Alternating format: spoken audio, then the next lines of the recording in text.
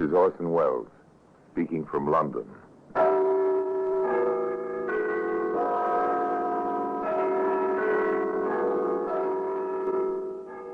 Black Museum.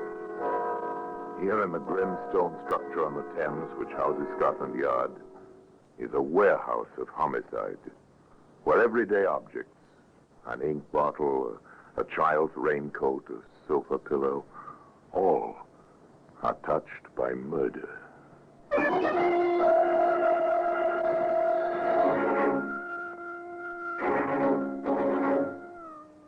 Here's an open-end wrench. It's a familiar object. If you own an automobile, you own one of these. At the very least, you've seen a mechanic use one. The steel shaft about 8 inches long. The shaft bulging into a curve shaped like a horseshoe, which fits a bolt exactly. Simple tool, almost beautiful in its slim efficiency. Well made, isn't it, Inspector? We're familiar with these things, Doctor. They're quite common as weapons. Yes, of course. One skull could be cracked rather efficaciously if this were brought down hard on it.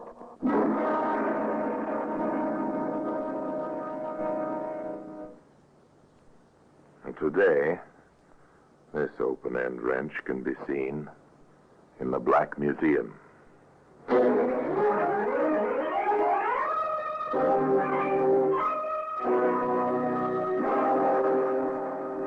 From the annals of the Criminal Investigation Department of the London Police, we bring you the dramatic stories of the crimes recorded by the objects in Scotland Yard's Gallery of Death, the Black Museum.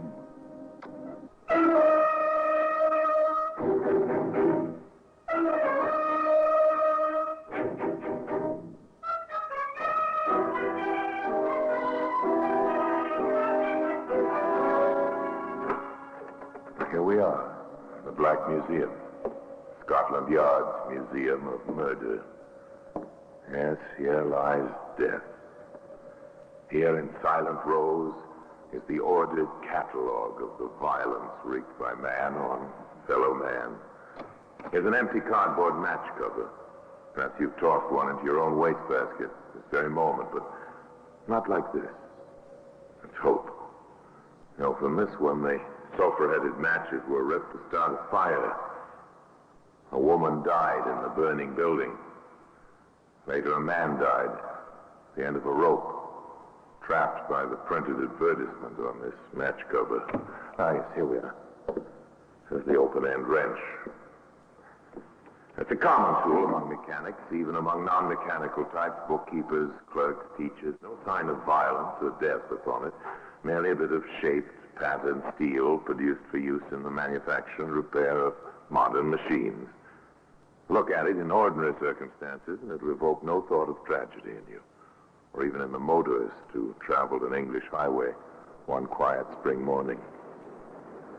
Going at a normal speed, enjoying the fresh sunlight, the new clean green of fields and rising hills. The road curved ahead.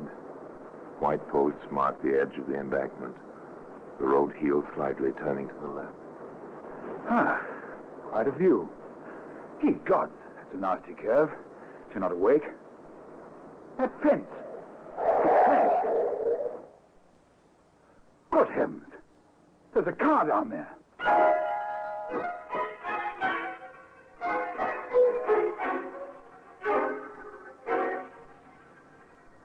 Minutes only until he's back in his own car, speeding toward the nearest town, toward the nearest police station.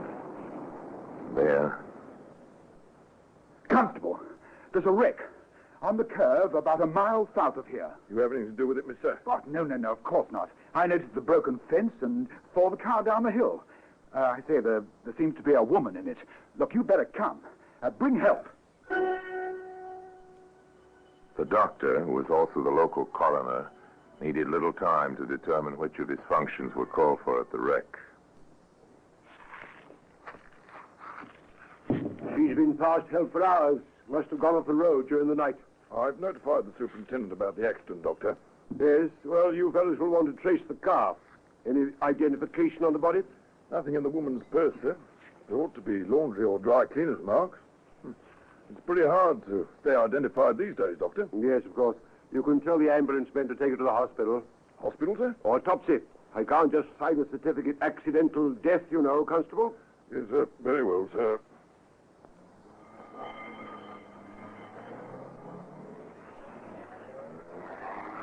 The ambulance drove off to the local hospital. Dr. Mason followed in his own car. At the wreck, the constable saluted a newcomer. Good morning, sir. Good morning, Johnson. Turned turtle, I see. Yes, sir. This is the man who discovered the wreck, sir. Mr. Frisbee, Superintendent Foster. Oh, how do you do, sir? Mr. Frisbee. Yes. You left your name and address? Well, with the constable, sir. If I may, I have a business appointment. Yes, you go ahead. We'll send for you if we need you for the inquest. Oh, thank you, sir. Well, just let me know if you want me. I'll be available. Any time, sir. Anything extraordinary, Johnson? Nothing, sir, so far as we've seen. No fire? No, sir. I'll have a look at it. Very good, sir. Superintendent Foster poked around in the twisted metal. A point caught his attention. Johnson, any idea which way she was traveling? Downgrade, sir. There are rather clear tire marks on the roadway leading to the break in the fence, sir. Downgrade. Strange. The gear shift lever is in second position. Second gear, sir? Apparently. That grade isn't that steep. Just a point. Well, a woman driver, strange road at night. She wasn't in the driver's seat, sir. Oh? Tossed over as the car fell? Can't say, sir. I'd have expected, sir, that she'd have been pinned behind the steering wheel. Yes. You may be right about that. Well, we'll leave things as they are. The insurance people usually want to see these wrecks. Hello? What's this? Open-end wrench, sir. Probably from the... Yes, Constable? I was going to say the toolbox, sir. But the toolbox was locked. No other tools around. We'll bring it along to the station house. No sense leaving it out here to rust. And usual routine. Trace the registration of the car, locate the owner, or the next of kin, and check if it was the woman's car.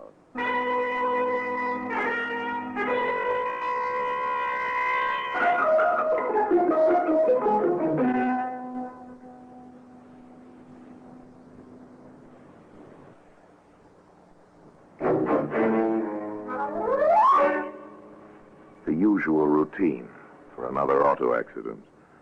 Another careless or sleepy driver.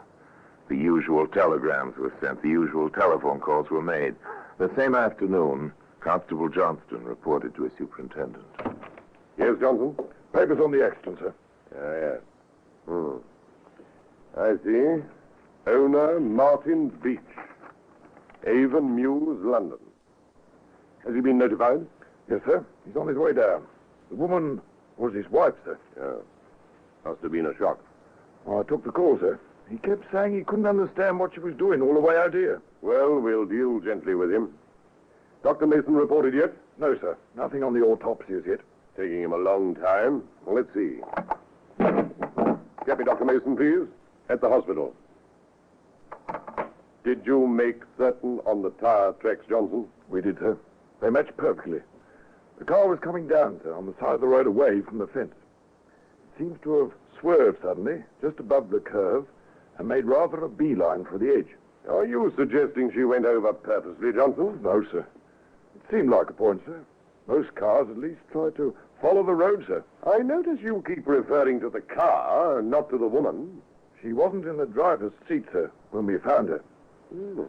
Stickler for detail, aren't you, Constable? Come in.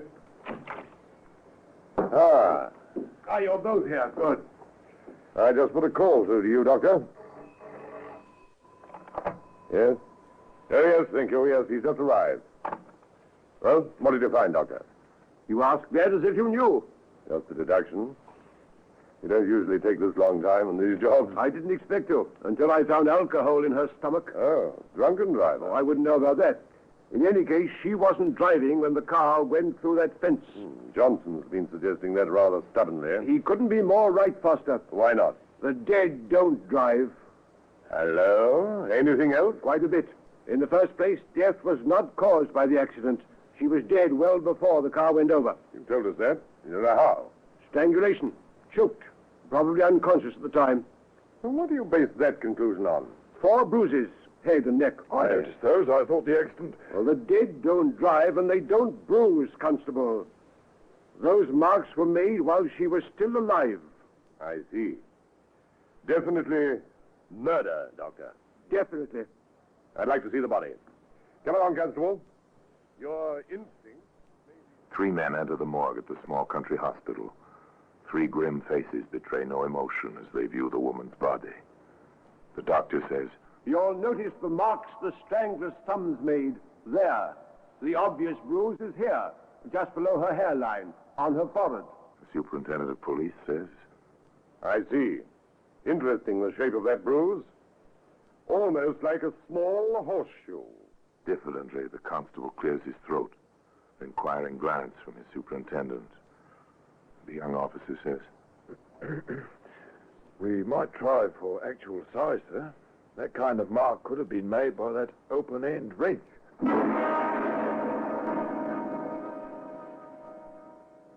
Now today, that open-end wrench is to be seen in the Black Museum.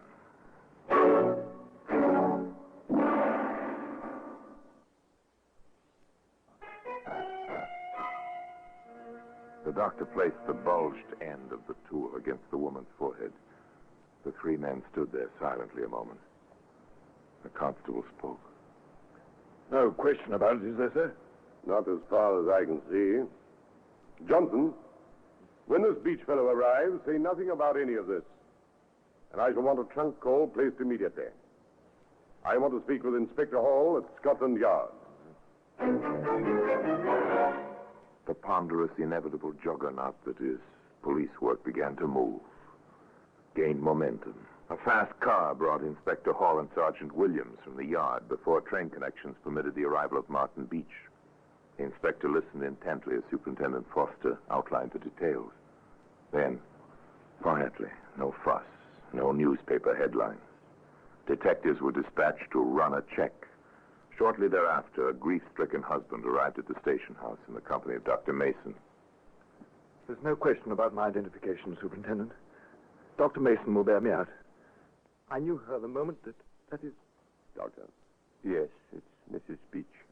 I can't understand it. I simply can't. She was a good driver, better than I. How did it happen that she was out alone? We lived a quiet life. Avonmere is in a suburb of London, really. She'd often take the car for a drive. I'd go to sleep. I had to get up early. My business is in the city. She said she wanted some fresh air last night. I didn't miss her until I woke this morning. I can't understand it. Why should you be so far? A simple story, quite commonplace, quite honest. One question seemed to puzzle the husband more than it disturbed him. Liquor? Whiskey, you mean? No, an occasional drink at a friend's place, that was all. Why? Are you suggesting Louise was a drunken driver? No, they were suggesting nothing, merely asking a routine question. Yes, they would release the body shortly. We have no relations, no one. We had only each other. I shall have to notify our friends.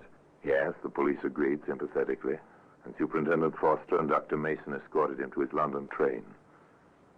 Meanwhile, on the Middlebury Road...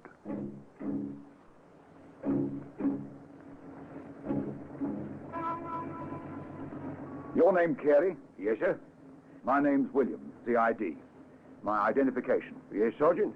Something gone wrong? You heard of the accident down the hill? Yes, of course. How late do you keep this petrol station open? 12, 1 o'clock, depends on the traffic. And last night? I closed up about 1. Locked the tanks and then Any customers around that time? Well, there was a dark sedan, man and woman. You got a good look at the woman? He was driving, bought 5 gallons. She was asleep in the front seat. Any sign of whiskey? Well, he had a breath on him, Sergeant. Seemed in a hurry, too. Edgy. Now, look, this photo mean anything to you? Yes, it looks a little... It's hard to tell at night. The light's bad. Is she sleeping there in the picture? No. She's dead. They call it backtracking. They try to trace the car along the road it traveled. The gas stations first. In this case, where whiskey was present, the taverns and the inns were checked as well.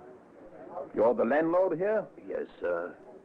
My wife said you're the police. Yes. We're trying to trace a man and a woman. This picture mean anything to you? Yes, sir. She was here last night, till closing time. Had a bit too much, I'm afraid, sir. No. Was she alone? No, sir. No, with a shortish fella. Dark, quiet, in a nervous sort of way. I remember, because, he wanted to buy a bottle, but I'd none to spare. And I rather thought what with driving and all, they'd already had enough.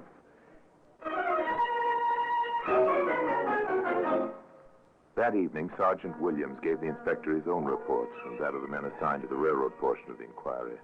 They routed the conductor out of his bed. He remembers the fellow all right. Bought his ticket on the train. Complete stranger, shortish and dark. Yes, she was with a man, all right. Seems to me we'd better break the news to Beach. It won't be pleasant. It wasn't pleasant. Martin Beach took it quietly, but with obvious shock. Louise? With another man? Inspector, you can't be serious. I'm afraid I am. Your wife's picture has been tentatively identified by a petrol station owner and by an innkeeper on the Middlebury Road. They'll be taken over to the hospital to check tomorrow. And she was with a man. No, it's not possible. No one could have been that secretive. And why? We just lived for each other. Oh, it's an old story to us, Mr. Beach. You're a busy man. Your wife was alone a good deal. But when? How? Well, you told us yourself. She used the car alone and quite often at night. If I could get my hands on him. Oh, what fools we mortals be. We want him too, Mr. Beach. Now, will you help us? Of course, anything. Anything at all. Then maybe search your wife's effects? Of course, Inspector. Search the whole house if you think it will. They were quite thorough, of course, and very quickly they were successful.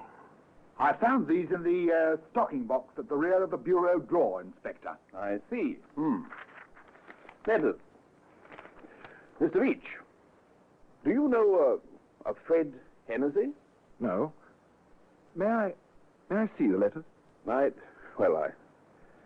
think you'd rather not. And we'll be checking them for fingerprints, of course. They're all addressed to your wife. The last one makes the arrangements for a meeting place with the car. Is there a return address, Inspector? There is. Good luck, Inspector.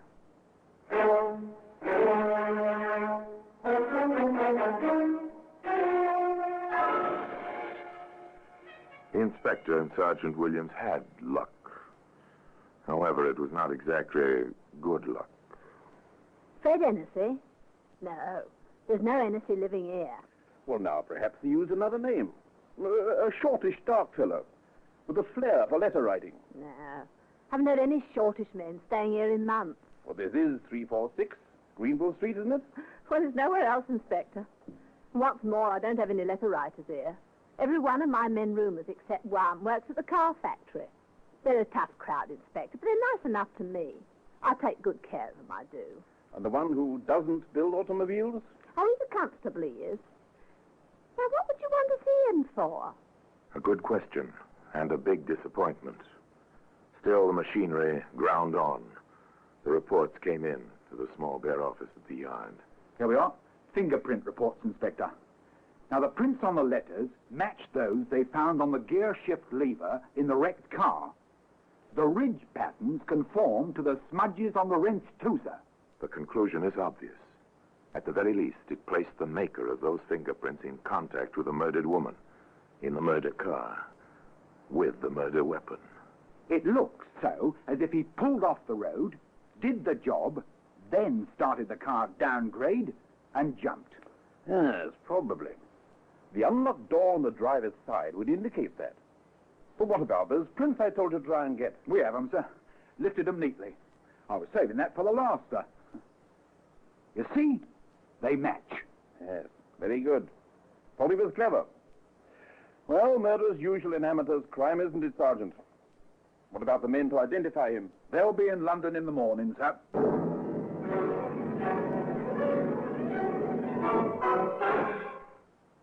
To Sergeant Williams, the case seemed complete. The inspector was still somewhat cautious. It will stick, sir, in any court. I'll feel better if we have the motive, Sergeant. I'd like a complete case. Identifications have been upset before, and even fingerprints. Given a good motive, we'll hang the gentleman. In fact, we may be able to say he hung himself with his own cleverness. Inspector Hall here.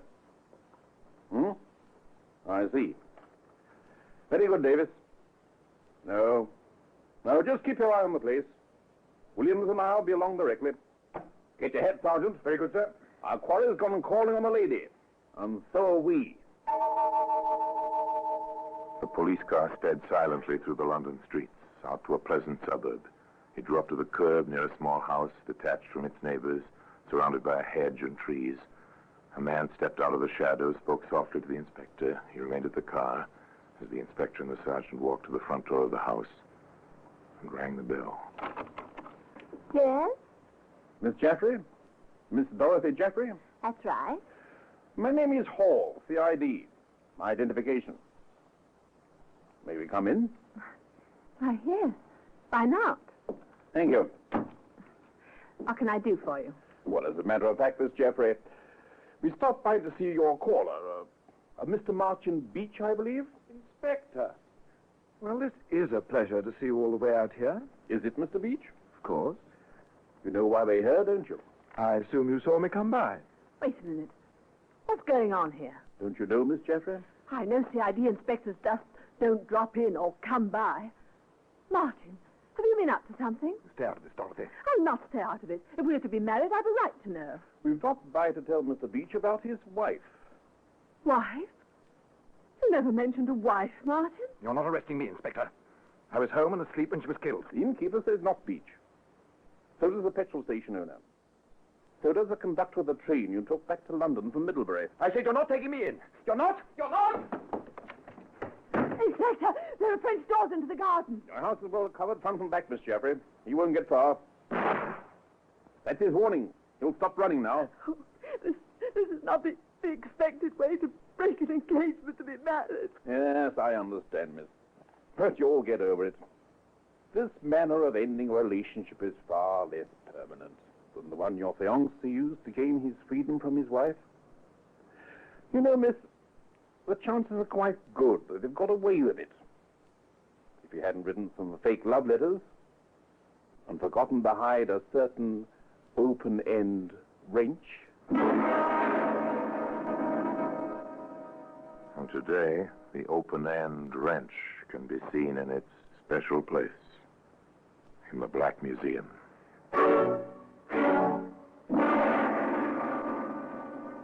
Orson Welles will be back with you in just a moment.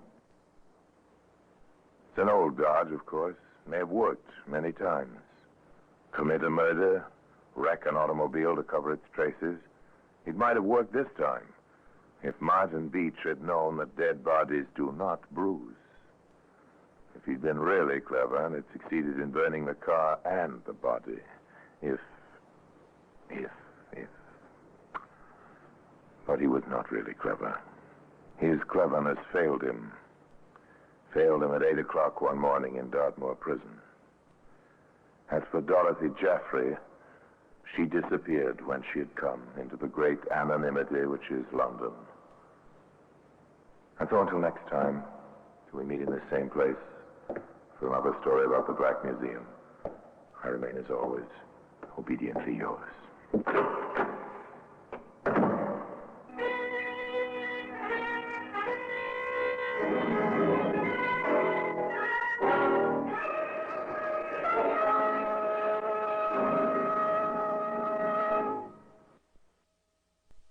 This is Orson Welles, speaking from London.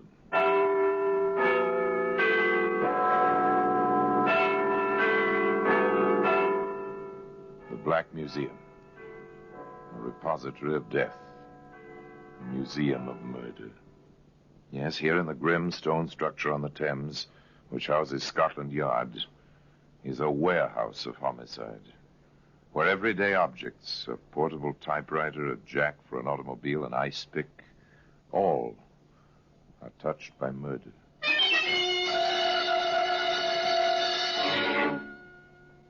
Here's a pair of spectacles. It's a familiar object, neat, not too large, tortoiseshell frames with gold tops. You've seen them 100 times on girls who obviously have decided that they must wear glasses. They'll make the glasses as decorative as possible, but this pair... Women's glasses, right on top in the suitcase. And pretty thoroughly smashed. Poor Daisy. Something, whatever it was, must have hit her awfully hard to smash her spectacles like this. Today, those spectacles can be seen in the Black Museum.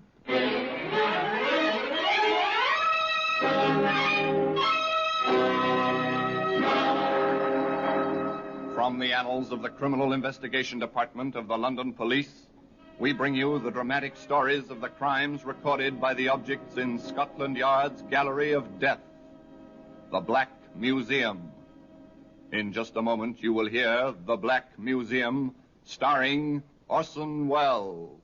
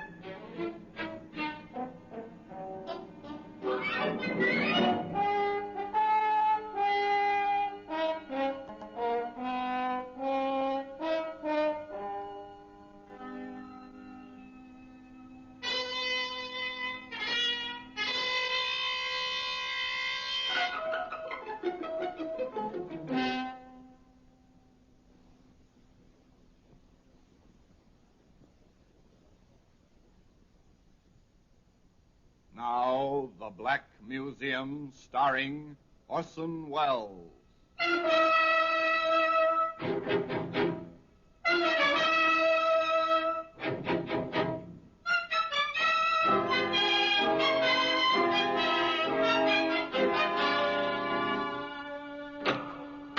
Now, here we are, the Black Museum.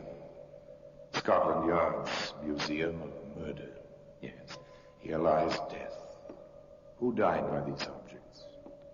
The dead, named here on the white labels of the black lettering, or the killers, named in equal place, in equal size, wherever they are known. A mandolin string.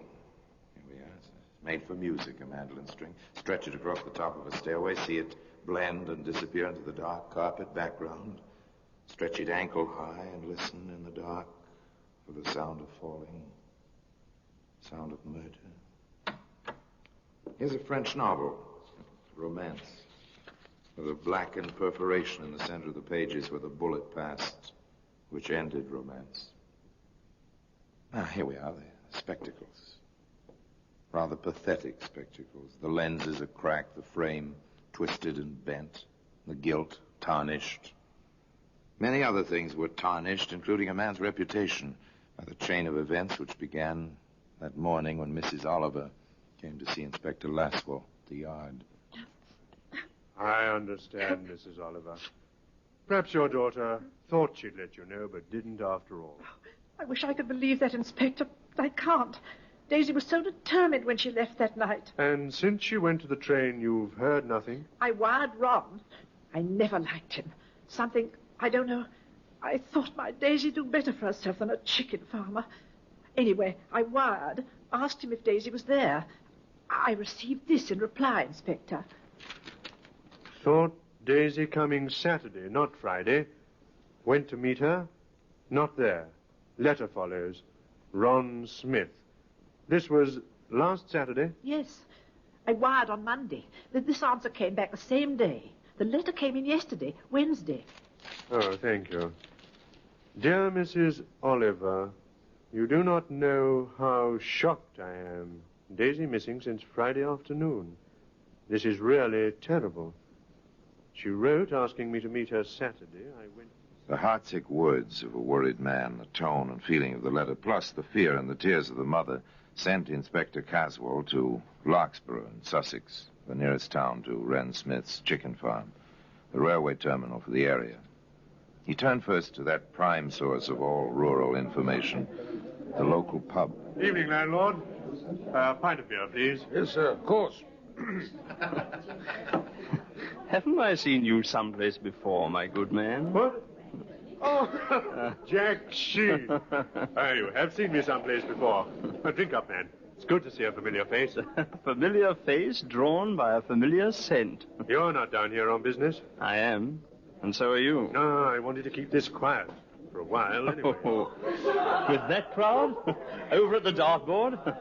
Your old-time friends, Caswell. Morton of the Times, Alsop of the Guardian, Durr of the News, and yours truly. You fellas have the sense of smell of a ferret. We have to. It's our living. Do you think the girl is dead, Caswell?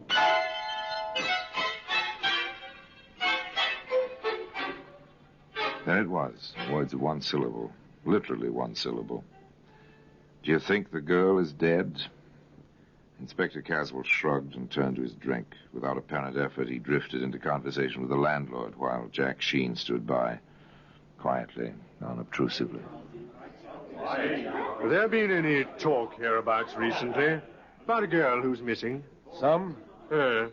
Well, girls get silly ideas sometimes, especially the young ones. Only silly thing about this girl was the man she went for. Huh? They get that way sometimes, even the best of them. Oh, I know what you mean. Anything wrong with the man in it? Ne'er-do-well, owes for feed, everything in sight. Lives in a hut on his farm, not even a proper house. Oh, that's it? This Oliver girl now, bright, sweet as they come, real pert in them fancy glasses she always wore. Then, off the deep end over this Smith fella. Never know why they do it. Whereabouts is this chicken farm? Right fork east. Second right after the fork. You thinking of going up there? Oh, I might drop over. Told the girl's mother I'd look around. Maybe talk to Smith. From his letters, he's pretty well upset himself. Him? Upset over that girl? Not much. What's happened to your friend? My friend? Why, he was just... 5 will get you 10, landlord. My friend is halfway there by now. Inspector Caswell was absolutely right. Jack Sheen was well up the right fork and turning into the lane that led to Ron Smith's chicken farm. Who's there? I said, who's there? I'm Jack Sheen of the London Daily Post. I'd like to talk to you. What makes you think I want to talk to you? Oh, most people talk to me.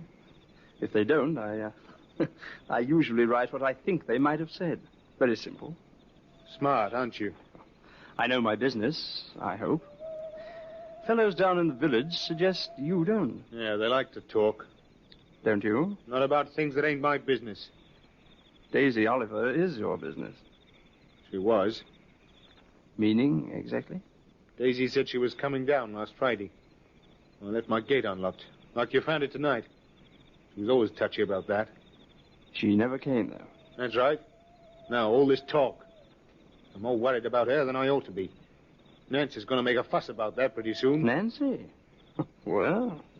A girl, Nancy Noble, lives up the road a piece. Her and me have been walking out lately.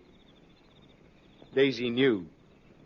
I figured she'd be coming down like she wrote on account of... Apparently, Mr. Ron Smith, chicken farmer, was as garrulous in his way as his hands were in theirs. He clucked on at great rate. Finally, Jack Sheen got away, scribbled a bit in his notebook, and then off to sleep. The next morning, quite early. Hello there. What? Oh, you startled me. You don't look as if you scare easy. I don't. Who are you walking into a barn like this behind a busy girl's back? A fellow who thinks you'd make a better wife for Ron Smith than some frail little girl from the city. You know your way around, don't you? There was banter and introductions. Nancy was quite flattered, of course, over the visit of a reporter. She talked. Sure, I met Daisy. Like her? All right. If you go for milksops. I see. I heard Ron was going to marry her right after Christmas. Not if he could break the engagement, he wasn't. He's all set to marry me. Oh, so that's the way the wind blows, huh? It sure does. Or did. Now, with all the fuss over Daisy disappearing, well, Ron's too upset even to think, I guess. Upset, is he? He told me, night before last. He's afraid she's killed herself. So Daisy may be dead. And Ron is afraid she may have committed suicide. Well, Jack Sheen has turned up a fact or two, hasn't he? Of course, Inspector Caswell hasn't been inactive. Mr. Jeffrey, I'm told by our host, the landlord, that you think you saw the Oliver girl last Friday night. I think so. I was coming up the road, out past the fork. My place is out past Smith's. There was a girl ahead of me. She turned to look back. I thought I saw her wearing spectacles. Is that all? Well, she must have turned in at Smith's. She didn't pass my place. Reed here saw her real close. Did you, Mr. Reed? Yes, sir. I met Jeffrey on the road. I was coming down to the road to the village after fixing the septic tank out to Jeffrey's place. Girl passed real close. Oliver girl, all right. Wearing her specs and carrying a suitcase. Ah, that's right. She had a suitcase like she walked out from the train.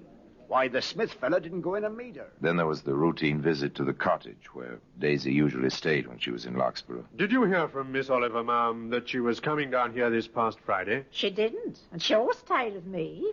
If she'd planned to come down, well, you never know, what with young girls being so free nowadays. And she had spent all her savings on these trips. She told me that last time she was here. When was that?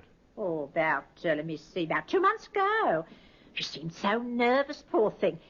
Even then, you know, jumpy, always a little scared, like a rabbit, sort of.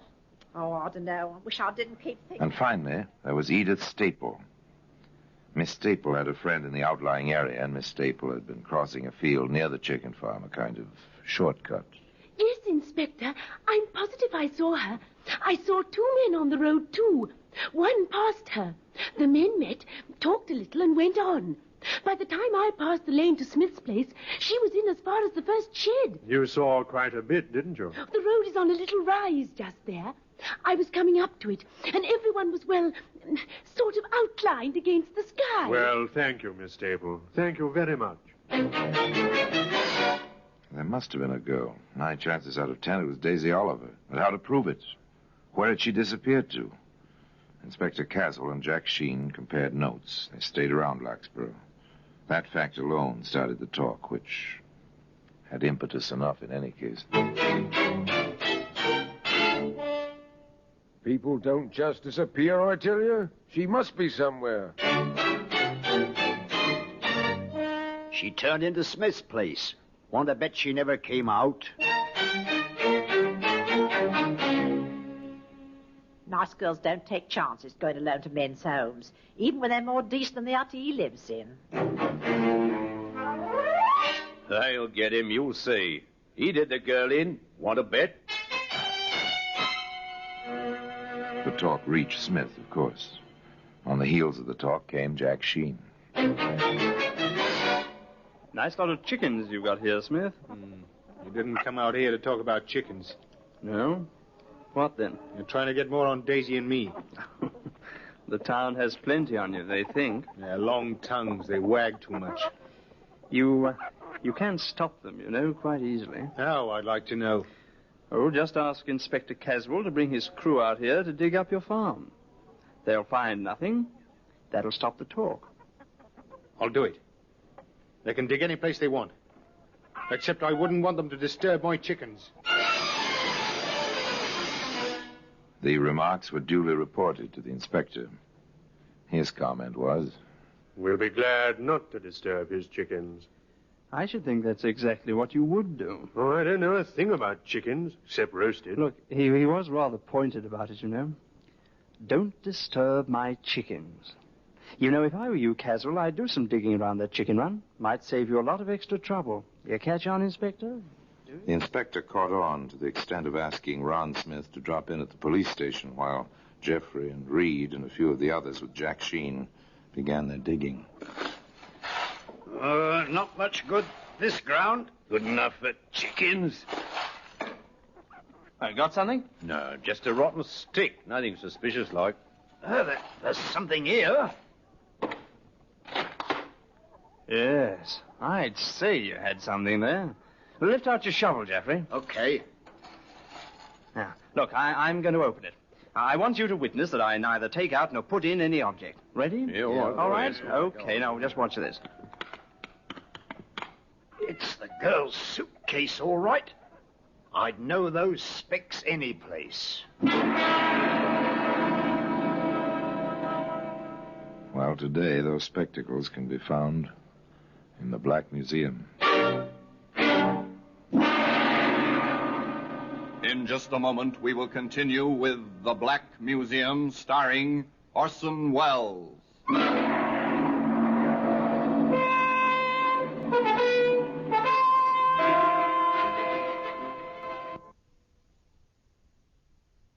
And now we continue with The Black Museum, starring Orson Welles.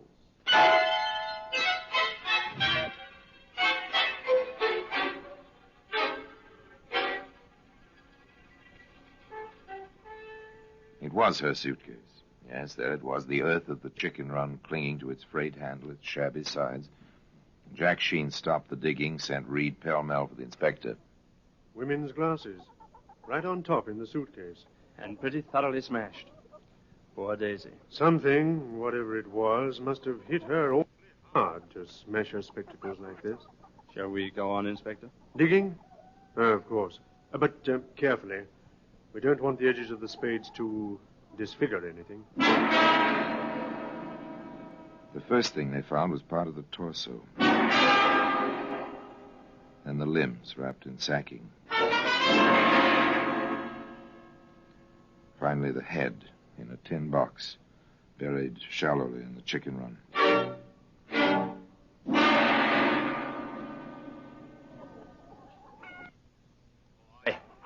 I've had enough. Are we through? Sorry I didn't have a regular police crew for this. You can go along. And thanks. You too, Mr. Reed. Where's Smith? At your local police station, where Mr. Sheen and I will be interviewing him in a very short while. They interviewed him. It was quite simple at first. They gave him the facts. We found her, Smith, thanks to Mr. Sheen here and the strong arms of some of your neighbors. Well, what have you to say? First, I must warn you that anything you may say may be taken down in writing and used as evidence. Now, go ahead. I didn't kill her. I didn't. That's only a beginning. She came down on Friday to have it out with me. She was so nervous. She was all twitchy. She said she wouldn't leave my place until we'd set a date for the wedding. But she knew about Nancy. She knew that. We had a row, a real hard row. Well, I guess I gave in. I said the 27th of December, right after Christmas. Then I promised I'd tell Nancy that night. Daisy wasn't satisfied until I'd gone right out looking for Nancy. I couldn't find her. I came back and Daisy was hanging from the beam in my hut. She must have jumped from the table. It was awful. What did you do? Why didn't you go for help, a doctor? Well, I cut her down first. I thought there might be some life left. Did you try artificial respiration? And as soon as I got her on the bed, I saw it was no use. But you still didn't call anybody. I was afraid. I panicked. I thought they wouldn't believe me. They'd all think I killed her and try to make it look like suicide. So you buried her? Yes, in the morning. But you cut her up first. You deliberately dismembered the body in an attempt... Have you ever tried to dispose of a body? True, a body is 76% water, but have you ever tried to get rid of one? It's almost impossible to burn without special apparatus. Burying it leaves it intact. What do? Find a lime pit? Even that isn't foolproof. What do you do? After you knew she was dead, you still wrote letters to her home. I couldn't stop doing that. If people were to believe that I hadn't killed her myself. May I, Inspector? Of course, Jack. What about these? Her glasses. You found them, too. How did they get this way? Well, They must have fallen off when I cut her down. I suppose I stepped on them or something. Her head hit the table as I was carrying her to the bed. I couldn't believe Daisy was gone. I couldn't... Smith couldn't believe she was dead. Jack Sheen and Inspector Caswell couldn't believe other items. It doesn't fit, Caswell. It doesn't. What's bothering you about it? Look, a girl who's just been told her wedding date doesn't hang herself in the next half hour. Yeah, I saw that. I sent his shoes down to London to the laboratory. If he did step on those glasses, there'll be bits of glass on the soles or heels. I'm no doctor, Caswell, but did you notice any rope marks on the neck? I didn't. I have sent for one of the medical examiners. We'll know all about that very soon.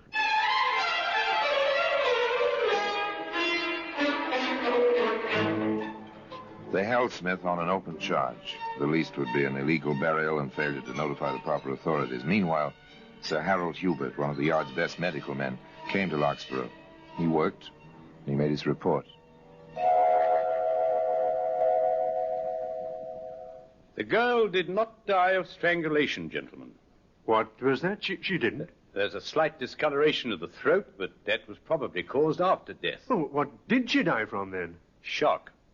Caused by the multiple bruises all over her body. That girl was beaten to death.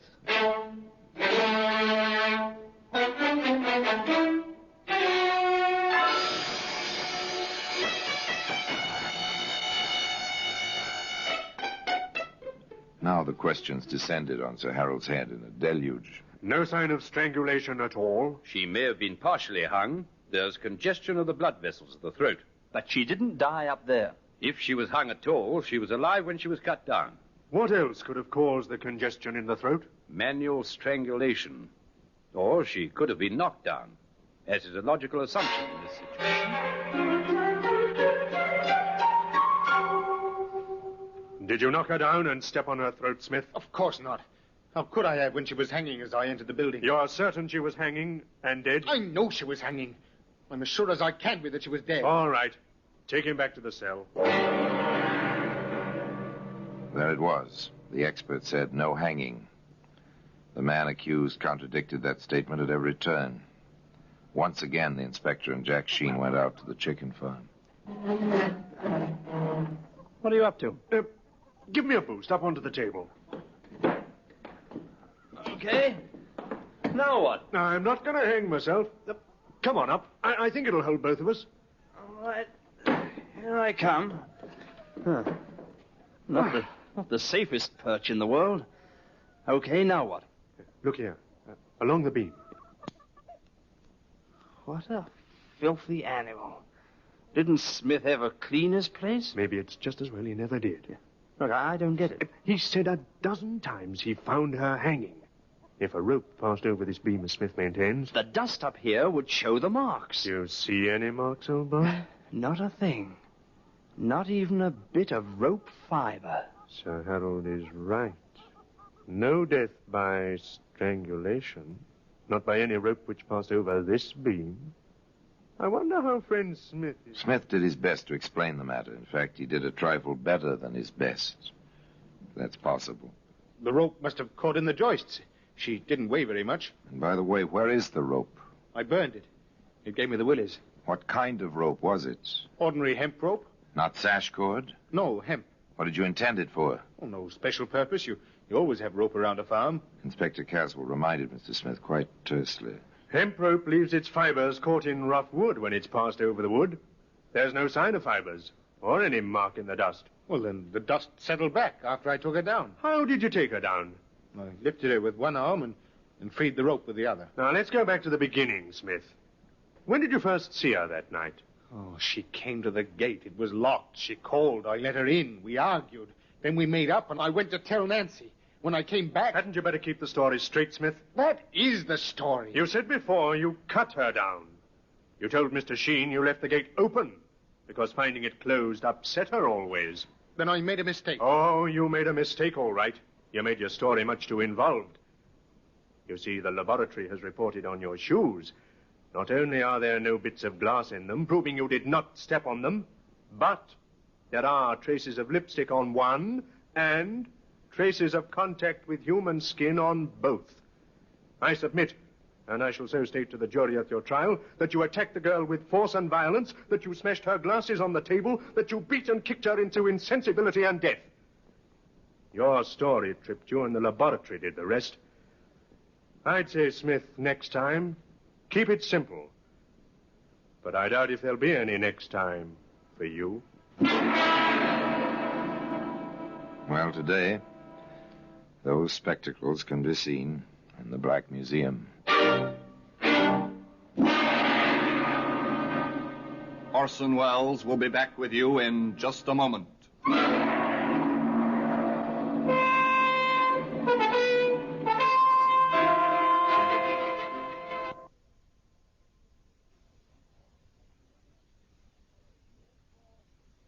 Now here in person is Orson Welles.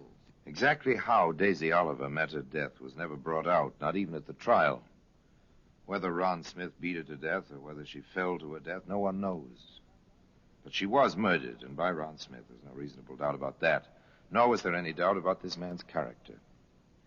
Not only did he write of his concern over her disappearance to Daisy's mother, not only did he write long, endearing love letters to a girl he knew was dead, but from his cell, as he awaited trial, he sent a wreath to her funeral, palm leaves and one lily, with the phrase attached, "Until we meet again." I wonder if they ever did meet again. Well, until next time, till we meet in the same place, and I tell you another story about the Black Museum, I remain, as always, obediently yours.